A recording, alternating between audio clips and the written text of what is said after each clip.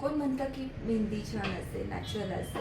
Actually मेहंदीने जास्त केस dry होतात. तो ऑरेंज टोन केसांना येतो, खूप छान नाही वाटत. ग्रे तर हायलाईट होतातच आणि एक्स्ट्रीम ड्रायनेस येतो. कारण मेहंदीचा कोट तुमच्या केसांना ओव्हरकोट करतो. म्हणजे आता समजा की हा केस आहे, तर मेहंदीचा कोट तुमच्या केसाच्या बाहेर आवरण करत असतो आणि हेअर कलर त्या केसामध्ये पेनिट्रेट होत असतो. तर ह्या केसांना मॅनेज करण्यासाठी मी कलरच रेकमेंड करेल, कारण खूप चांगल्या प्रोफेशनल ब्रँड ऑल ओव्हर वर्ल्डमध्ये चालणाऱ्या आपल्या केसांवरती खूप चांगल्या पद्धतीने वर्क करतात आणि ह्या केसांचं ड्रास्टिक चेंज होतं.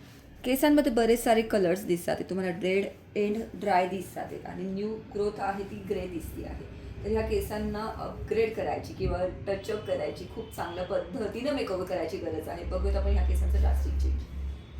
हेअर कलरबद्दल खूप सारे गैरसमज लोकांच्या मनात आहे, त्यामुळे लोक कलर करायला घाबरतात. पण चांगल्या क्वालिटीचे आणि प्रोफेशनल ब्रँड वापरले तर केसांना हार्मफुल असं काहीच नसतं. कलरिंगनी ना केस गळतात ना केस वाढतात. का आपण एक्सटर्नल हेअरलाच कलर करत असतो.